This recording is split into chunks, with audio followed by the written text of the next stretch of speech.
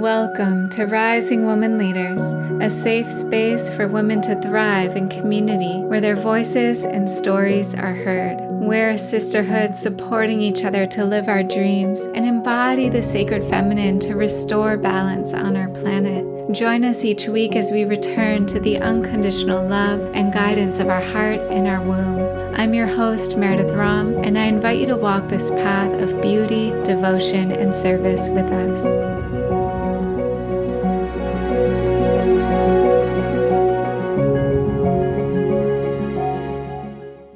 I'm here today with Ashley Burnett, who is women's business and wellness coach, circle and retreat facilitator, author, yoga teacher, and seasonal living advocate. Ashley has created a 20-year-strong global entrepreneurial and wellness movement.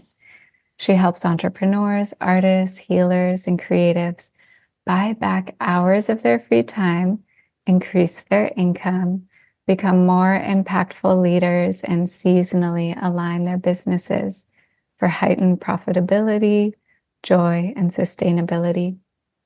She also leads women seasonally focused ritual circles and wellness workshops that inspire more meaning, well-being, mindfulness, and magic. Ashley has facilitated hundreds of classes, workshops, events, retreats, and has taught thousands of heart-centered change makers around the globe. She recently relocated back to her hometown of Quincy, Illinois, on the Mississippi River after 18 years in the San Francisco Bay Area, along with her husband, David, and sweet son, Quentin. And her new book, Your Spacious and Seasonal Year, has just been released, and she's launching her wellness, creativity, and self-development studio and retreat space, The Gathering Ground, coming later in 2024. So welcome, Ashley. Thank you, Meredith. Thanks so much for having me here. Hello, everyone. Yeah, you were an early person on this podcast, probably like within the first, I don't know, like 10 to 30 episodes. So we'll include that in the show notes, anyone that wants to go back. And a lot has changed. We've both become mothers in this time. You just made this big move. And yeah, and you keep going with sharing your work. So I'd love to hear more about the evolution. And maybe if you just want to share a little bit about this move, because I saw you in person at your going away party, and then it's like you've just been off. So what's it like? Yeah, it has been a wild ride. I, as Meredith said, spent 18 years in the San Francisco Bay Area, 10 in San Francisco proper, and almost 9 in my soul town, I like to say, Petaluma, California. And while I adored that town, I adored Sonoma County, there was something pulling me back to my roots greater than myself. And I really had to listen to that. My dad is struggling with Parkinson's, and in fact, just had emergency surgery a couple days ago. And I was on a road trip to Red Rocks with my girlfriends, enjoying Sarah McLachlan and just loving it. And then all of a sudden realizing, oh yeah, this is a big reason why I moved back, and went straight as soon as I got home to the hospital and have been supporting him along with my brother and his wife. But there's a lot of additional care now that is needed just with his progression of this disease. And so I am, it's one of these things where it's a bittersweet move. It's like it totally made sense on a multi-pronged level to move back, and yet I'm sad, and I miss my soul town, but I'm so excited and happy to be in my hometown, Quincy, Illinois, with him. And also, there was a level of in smaller Midwestern cities that are kind of at that turning point of getting that downtown revival happening. Like, I feel excited to be a part of that process right now. Quincy, in fact, was the second largest city next to Chicago and Illinois in the late 1800s, early 1900s. And there's so much incredible architecture here. And so there's a crew that are excited to, kind of up level the downtown area. And I'm a part of that group. And that feels very exciting right now to be a part of that. And also to bring my work back to an area of the country where there's not as much exposure to, women's business leadership, wellness, coaching, all of that kind of stuff. So I feel like I'm in the right place at the right time, but it has been multifaceted for me. It's been a multi-layered, feeling all the feelings, feeling all the emotions, which like just runs the gamut of all the emotions we can feel as humans, so Yeah. yeah. It's full spectrum, like leaving a place you really loved, but also like going back to a place you really love. And just being close to family, I think, has a lot of layers because it's like you're there and your support for each other, but it's like stuff comes up too. Yes. Yeah. It's a lot. And yet I'll tell you what, Meredith, you and I have been on this kind of spiritual wellness journey for, a long time together. And I'm just so grateful that I have the tools that I have to utilize for myself, because otherwise I'd probably be losing it right now. And I might still lose it, but these tools that we're talking about, that I know you support people with, and I mean, it's so important to have these tools. Yeah. Would you be open to sharing a tool that's really been keeping you grounded lately? I mean, for sure, just dropping it and sitting into a meditation practice is probably one of the, these,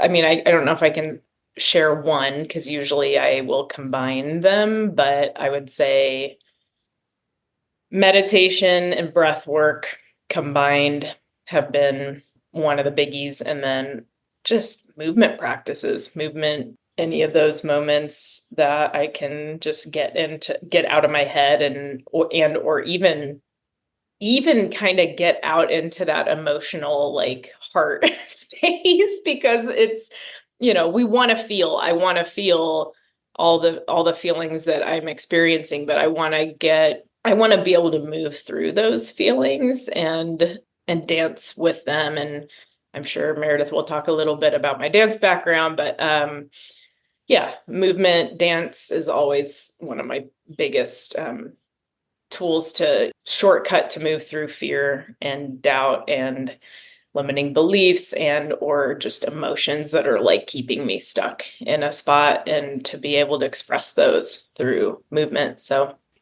those are the biggies. Embodiment. Yeah. Mm-hmm. And I know that you started off as a dancer and then kind of found your way into entrepreneurship and coaching. Could you share a little bit about that journey? What led you to entrepreneurship?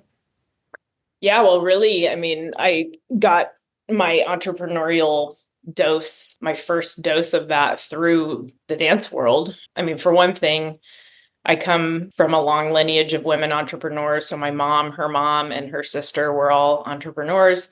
My mom was my dance teacher and ran a dance studio here in Quincy for many years. Her mother was an optometrist. Her husband died 2 days before her first child was born, put her in a labor. There she was, a single mother in the 40s, not knowing what to do. So she decided to go back to school to become an optometrist so that she could reopen her late husband's practice, and was one of the first females to fit for contact lenses in the US. And of course, I didn't even learn any of that information until after she passed. There's so many questions I wish I could have asked her, but and then my mom's sister was a textile artist and weaver and had this massive loom in her room, and it was just so cool to kind of witness these women paving their ways. And so that was the model of the world that I always had, and grew up in that dance studio environment. My mom also owned a dance apparel store downstairs from the studio as well. So that was just the model of the world that I had, right? And I never saw another path for myself or wasn't interested in another path. But the way that I got started really in entrepreneurship was in Chicago, where I started producing shows. So I produced my first dance production. I think it was called the Wild Card Collective, back in, whatever that was, '02 or something like that. And then I moved to San Francisco and also started to produce shows there, apply for grants, and created production. So that was really the first step of entrepreneurship. And then I became a massage therapist and worked for myself as a massage therapist for almost 10 years. But I was in this room not saying anything. I loved the healing arts and I learned so much from that work. I think I learned to listen more through that process. But then something was nagging inside of me going, you have something to say. You have something to, you need to make your impact in a different way. And that's when I became a coach. So that was in 2011, I think, was when I got certified, and have been on this coaching journey ever since then. So, yeah. Yeah. And how have you seen the evolution of your work? Where would you say, I mean, even just the changes that have happened in the last few years of becoming a mother, I'd be curious, how has your work evolved to present day self? Well, when I first became a coach, I became a health coach. I got certified as a health and wellness coach. So I have had that certification, honestly, the longest out of any of them. But I very quickly started to get asked by folks like, can you help me grow my business? How did you do this? Can you help me build the confidence to go out and do my own work? And so it kind of organically shifted into that. And I think primarily it was because I had that entrepreneurial background and spirit already infused into my DNA, and I already had kind of a background with it as a massage therapist. So yeah, I started off as a health wellness coach. It kind of moved into this business and leadership work. And the wellness work is actually making a revival right now, which is kind of exciting because it's always been infused into the work that I do, but coming to Quincy, this is an area that I think people are needing and craving here. And so that's an exciting thing that's kind of coming back in a stronger way. But yeah, primarily I work with women entrepreneurs, supporting them in building out their businesses or taking them to the next level of growth and expansion, and really building their confidence to get out on larger visibility platforms and to build their work through retreats and groups. So that's one of the passions that I really have, is like helping folks to build that confidence to get out, speak their truth on a larger scale, and also be leading in a group or retreat kind of format. How has my work shifted since Quentin was born? Well, he was born 7 months before COVID hit, which was an interesting, moment. And I was so grateful that we were already on Zoom and online and also doing in-person work. And at that time, I was living in a place where I could lead and host my retreats on the land that I was on. And so we didn't stop, and I didn't have to reinvent the wheel at that point. Although, of course, I had to get more creative. Just, how can we still do these things in person? So we took folks from inside the workshop space to outside and distanced, and we built an online course out, but we were already planning to do that at that time. So And I think one of the things that really shifted for me was how to work smarter and not harder, and support myself with cutting back my hours, but continuing to scale. And that's one of the things I'm passionate about helping women entrepreneurs to do as well, and especially moms, because we just don't have that many working hours. So how do you work more efficiently with less, and how can you scale with just becoming more strategic and intentional with the hours that you are working? And also, and that's part of where the group work comes in, because we're able to often scale more with groups. So yeah, those are some of the big ones that are coming through. Yeah, that's beautiful. I mean, I really feel that right now. Just time is precious. And do you have any other tips that come to mind around, I mean, delegation comes to mind. Anything else you really recommend, maybe for a mom or an entrepreneur that's just like time? How do I really value what's most important here? And my husband and I consistently are like, the things that get cut off first, it's like sleep or time together. And it's just like the dishes and the laundry and the, childcare and all the things that come and kind of take precedence sometimes.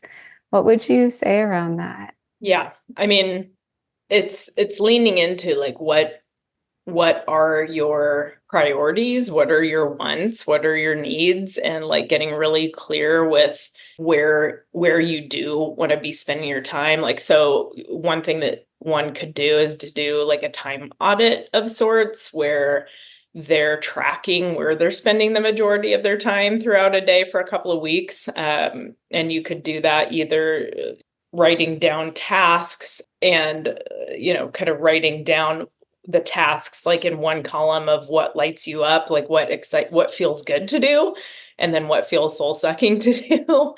And then kind of auditing afterwards. And then those things that feel soul sucking, obviously those are the things that we want to delegate out to others, or just enroll help in a different way. I think there's ways that we can get creative too. So, I know a lot of newer moms, entrepreneurial moms, and a lot of them are clients of mine. And we've been talking a little bit more about that too, around just like how to get, some of which, like as an example, I flew out to Cali to lead a retreat in Petaluma not too long ago.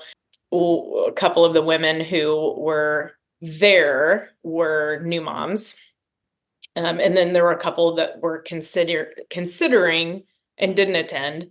But some of the stuff that was coming up was like, how can I get help, or how can I continue to get the support if I need to be feeding my kiddo however, I can't even remember how often, and I Yeah. breastfed a really long time, but it's just, how do we get creative? Can there be circles that are created where it's a circle of new moms that are all breastfeeding, that that are entrepreneurs, and they tag team, I'll hang with your kid and you hang with my kid, so I think we just have to get creative about where we can get support, especially if you don't have it in the budget to get childcare or something like that or you're really wanting to be with your kiddo.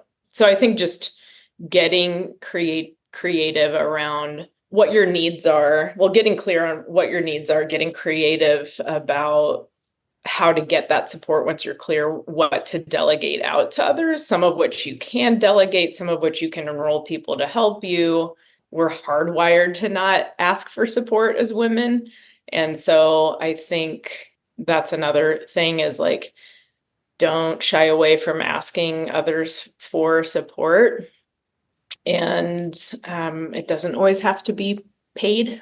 And we can get creative about how we can exchange and reciprocate, supporting each other, and kind of come back to that idea of the village and the tribe and the community aspect. Which, Yeah. yeah, I think it just invites us to be a little closer to our edge of like, what does it look like to build community? What does it look like to be vulnerable, to ask for help? And these things that in our current society, we all are independent and think we can do it all. And ultimately, probably a lot of us want the same thing. So yeah, Yeah. getting creative with that. Yeah. But I mean, delegation for sure is a huge part, whether that's paid or unpaid, right? Like we can enroll our partners to help out in certain ways. Hopefully, if we if we ask directly, and we can enroll friends to help. There was a woman in my mom's circle who often would, she was a second time mom, so she was a little more versed with this, but she's a leadership coach, and she, would often ask, can someone pick up my kid and take him, if you're going to the playground, while I go do this thing, or I've got a meeting and I need some support right now. So I think there's creative ways that we can buy back some of our time. And I want to hear about your book. So I've gotten to have a copy, but your Spacious and Seasonal Year. Tell me more about the inspiration for it, and if you want to just share a little bit about what it contains.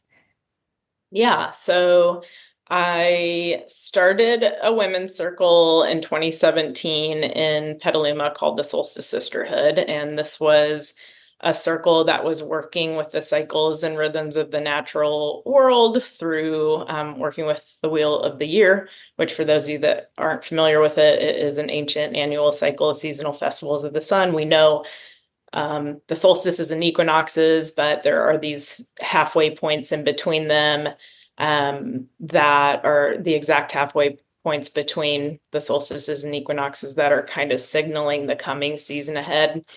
And so we would gather on these 8 seasonal festivals each year, and it was just an incredible experience, an incredible circle.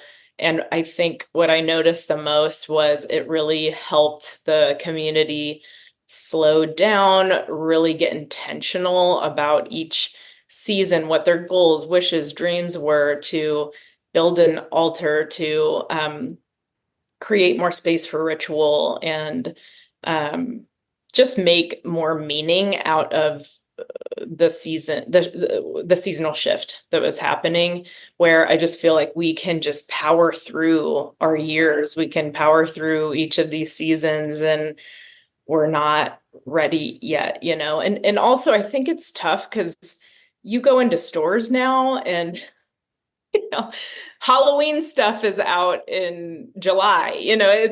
And so we're like kind of confused, like what's going on. We're not totally sure what time of year it is. And I also, in the Bay Area, especially, where the seasons aren't as pronounced, I'm kind of getting the treat of having like full intense seasonal shifts again Yeah. after 18 years here. And I knew you grew up on the East Coast, so that's been really, I mean, difficult in some ways, but also it's like this is what I grew up with, and this really helps me to hibernate in winter and kind of go out and play in summer. And so the book is really about how to align our lives with the seasons, the actions that we're taking in our lives to get more intentional with, creating goals and intentions that are aligned with those seasons, so that we can create a sense of more meaning and joy and freedom and pleasure and magic in our lives. And I didn't write this book particularly from a lens of entrepreneurship, but for those that are entrepreneurs, all the questions that are asked. So it's a guide. For each of those seasons, there's a description written. There are journaling questions. There are recipes and ritual ideas for each of them. And, if you're an entrepreneur, you can kind of ask those questions for more of an entrepreneurial lens. And then I know in one of the segments, I do talk about my Reclaim Your Time Freedom workshop, which is again helping you to align your business and kind of from that seasonal lens. So a lot of the work that I do with entrepreneurs, we're also looking at how can we align our launches and our offerings, and when we're on kind of working a little bit more fully in the business when the energy is at that height, and really hibernating when the energy in nature is doing that, because we're part of it. We're not separate from it, and we forget that sometimes. So yeah, that's a bit about the book. Yeah. And there are like these beautiful recipes and rituals and altar ideas. And it's just like a really sweet read. And I mean, I already try to honor these high holy days and bring that in with my work as well. And it's just so sweet to be like, oh, okay, summer solstice is coming up at the time we're recording this, and just think, great, what are some tips for this? What's like a little creative practice or ritual idea I could do? Would you want to share anything just about the energy we're in right now, the summer solstice, the longer days, ways we can be more intentional about it?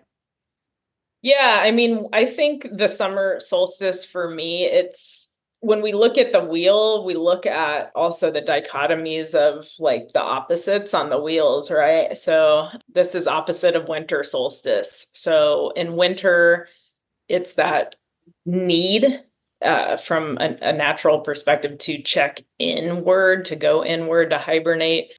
And for summer solstice, it's about that idea of check out. So actually, one of the things I do in my business, and also for those that aren't entrepreneurs, I think many of us do this and take that summer vacation, but I usually take a summer sabbatical of some sort. And I think it's one of these things to like give yourself that break, like give yourself that freedom of play. So yeah, the energy of summer is playfulness and full vibrant energy of the sun. And we want to get outside, although I'll tell you right now, I'm not wanting to get outside because it's like 90 some odd degrees and high humidity level. So at the moment, I'm going to chill inside. But, I think it's that energy of play, fun, checking out. Like I can take a little break, I can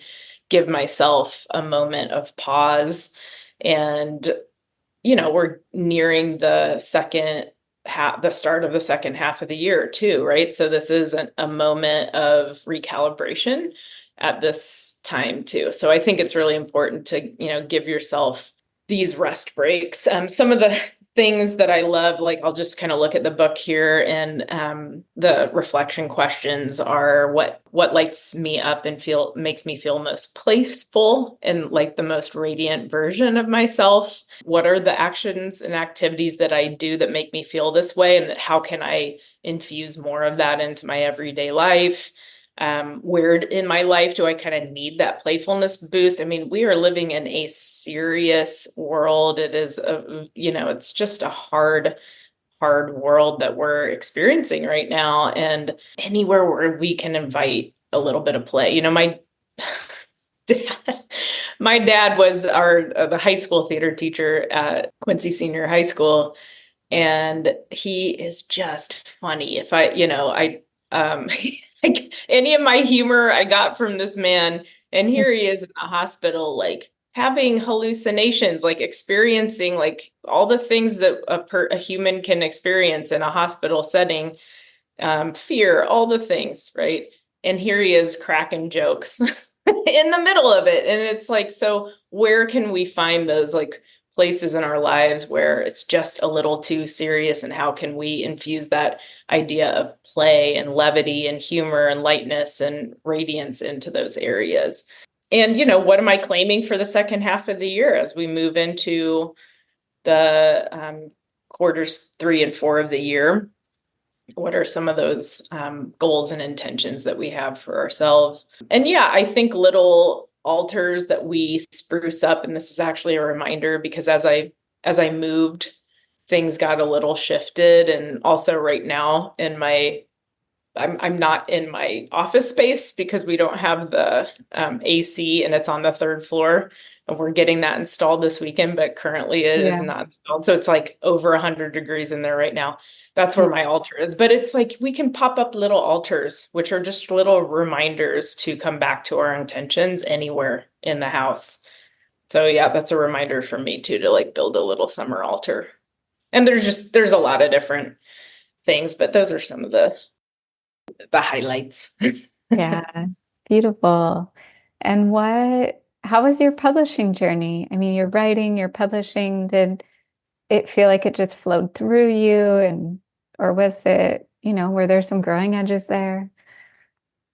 Well, I wrote the book as I was moving. So, and a lot of the book was drawn from content that I had already created through the Solstice Sisterhood, right? So it wasn't, I wasn't having to reinvent the wheel per se, but just more so elaborate on things and refine. And that was definitely an anchor for me as I was moving. I wanted something other than the move to be focusing on. So I decided I was going to write the book. Uh, So I actually signed up for something called the Tiny Book Course. Alex Franzen, shout out to her. She has no social media presence, PS, and Very good has to know. a really rad, yeah, exactly. Has a really rad company that she, and very successful company. But anyway, that program just helped me to take my already written content. And some people didn't have pre-written content, but bring it into book form. I got support from my team members, but I'll tell you, it wasn't completely easeful. No, like I created, pockets and block scheduled time to write. And that process was actually easier than that actual publishing process of the book. So the one thing I can say for those of you that are listening that want to write a book, and Meredith, I know you've done the same, but definitely get support. Definitely get support by people who, are really well versed in what they do. And I would also be open to looking at if you're self-publishing, looking at different self-publishing companies to really find the one that is the right fit for you. Because we ran into some, I think, misaligned issues. I was moving cross country, so there was a lot going on. So it wasn't a I don't cakewalk. think I've met anyone yet who's said that the process of publishing a book was very straightforward path. No, yeah, I mean, just know if you're going in that direction, like, yeah, it's a humongous process. It's like, A lot it's of a huge, decisions. yeah, it's a huge birthing process. And there's all sorts of like, just like, if someone's building out a big new website or doing a big build on a home, there's always going to be that Yeah. additional, work that needs to be done or whatever, so yeah. Yeah. Well, you did it. It's here. I It's did it. beautiful. Thank you. I did it. So I know that you support a lot of women in facing their fears and expanding in different ways.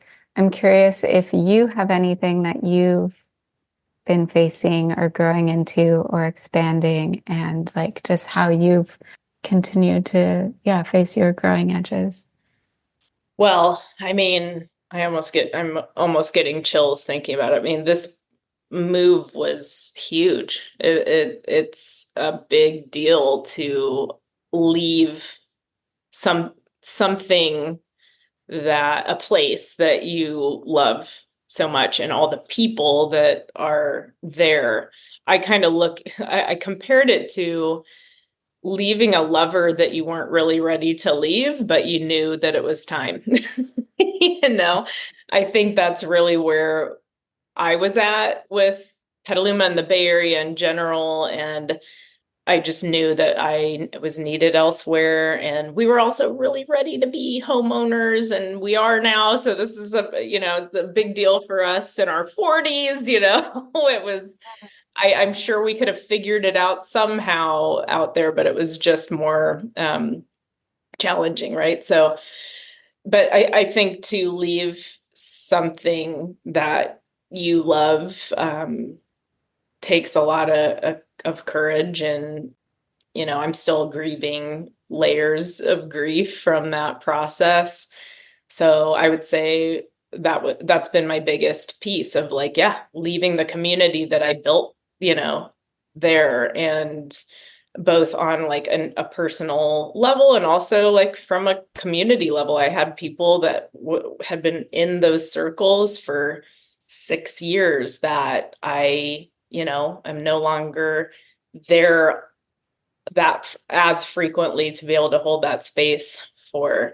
And at the same time, I knew I felt like I was going to be able to make a bigger impact and create a larger ripple effect through, going somewhere where there's a need for new information, and information that I've learned over the last 18 years. So, and I'm still going back, and that's been great too, is to be able to stay rooted into that community.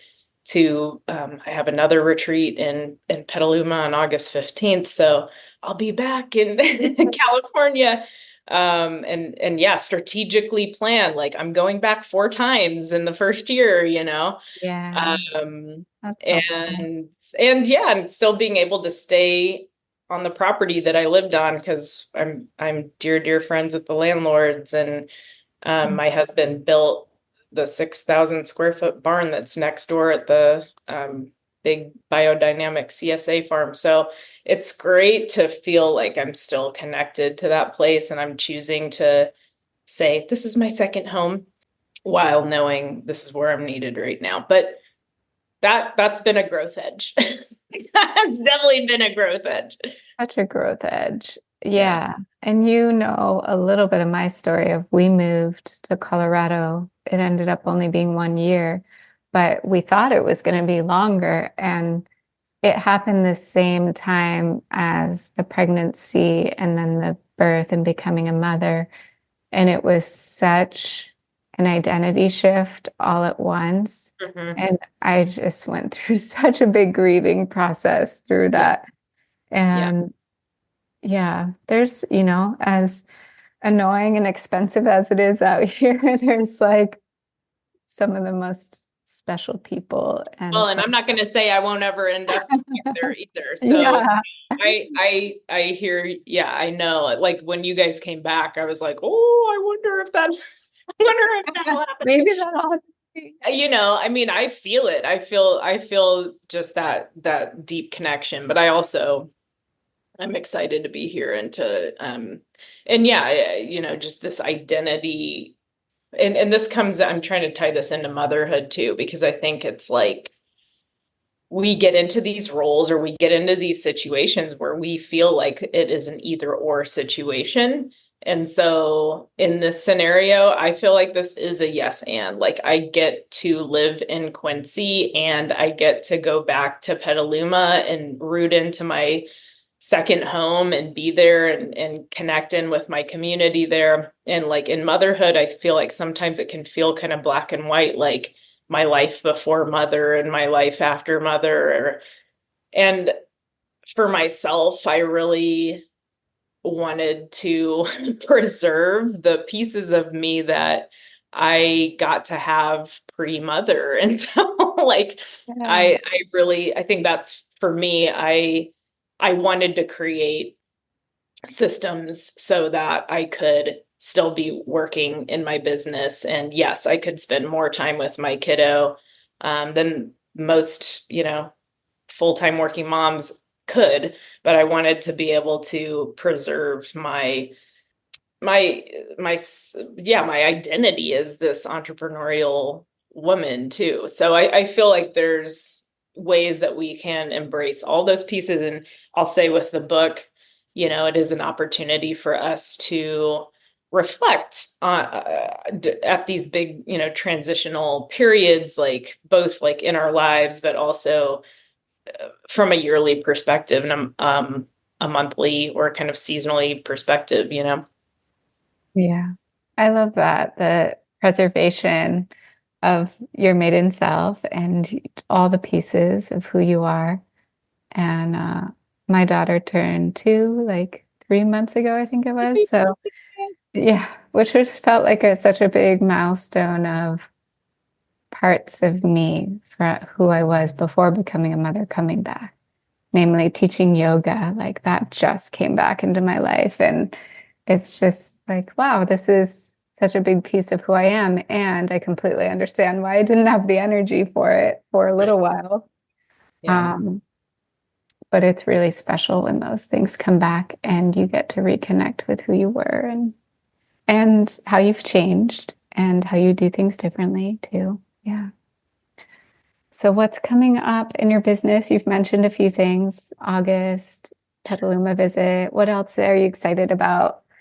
Yeah, so August, well, I'm sure when this gets delivered, it will have passed. But yes, for the summer solstice, which is next week, as of this recording, I'm leading a replenish retreat in Quincy, and that's what the retreat will be in Petaluma as well. So these are like mini bite-sized half-day retreats, kind of a moment to give back to self, nourish, replenish our cup as entrepreneurs, busy working women and moms, and to really have that moment to reflect. So actually those replenish retreats are kind of an expanded version of that chapter that I wrote around summer solstice or Lammas or whatever the seasonal festival is in the book.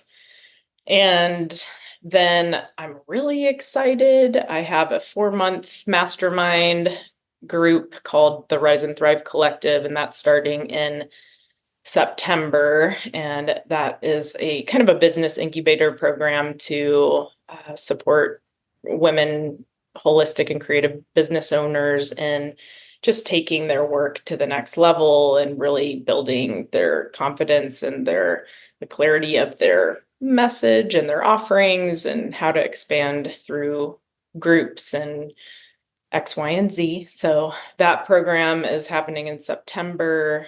And it's really cool because it's not just me in this community leading. I am a big believer in collaboration. And so I have a full team coaching the folks that step into this container. Myself, I'm more of that visionary, big picture vision kind of person. And then my co-facilitator, Amy DeMarie, who's also my company strategist, is more strategy, workflow systems. She was our OBM business manager and VA for many years. So she brings that to the community and helps people kind of hold their hand through the more techie, like workflow stuff. And then Monica, who's one of my best friends and assisted all the retreats in Petaluma over the last 9 years, she comes in and does NLP, neuro-linguistic programming, helping to rewire the brain so that we can get into that energy of yes and believing that we can do this. So it's pretty cool because you got kind of have a full team of support in addition to the group of rad women that you're in the circle with. And then as part of that retreat, we're going to Chicago this year, which it was kind of funny because one of our circle members was like, I don't think I've ever like had this deep desire to go to Chicago. But I'll tell you what, I went there for my birthday this year in April, and I lived there. I lived there years ago, and I was just charmed and blown away by like the soulfulness of the city. And I was so excited by that I was like, I'm leading a retreat here. So we're going to Chicago October 18th and 20th and leading a retreat called Wildly Prosperous. And that is part of the Rise and Thrive Collective, but it's also open to the public as a standalone event. And I'm just super, super excited for that. So I can share more info with folks on that too, if they want. Thank you. Yes, we'll include the links. So it's so inspiring just to be around another woman who is moving ahead on her dreams and letting her, like the things that are really moving you, come out and be expressed. So, yeah, thank you for being here today. Any closing words? And I think I'll just end with a short prayer.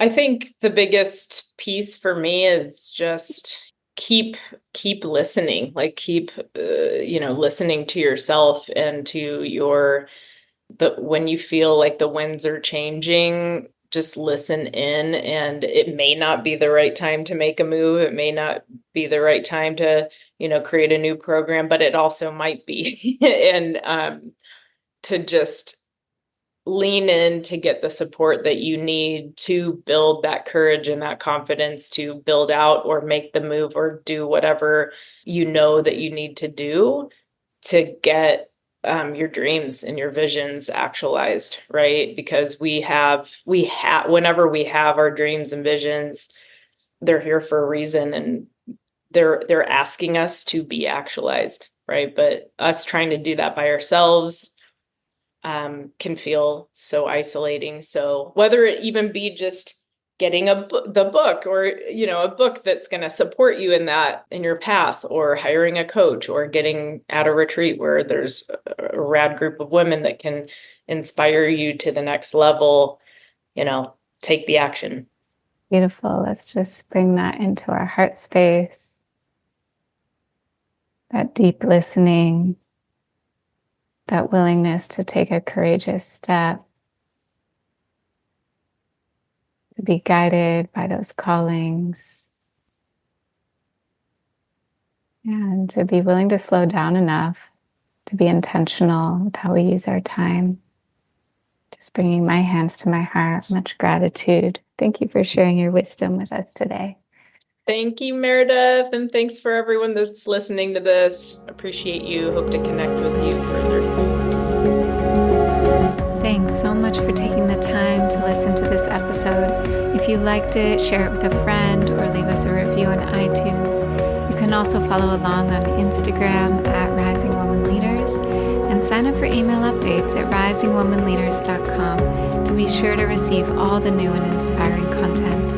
Thanks again for being here. It's an honor to walk this path with you.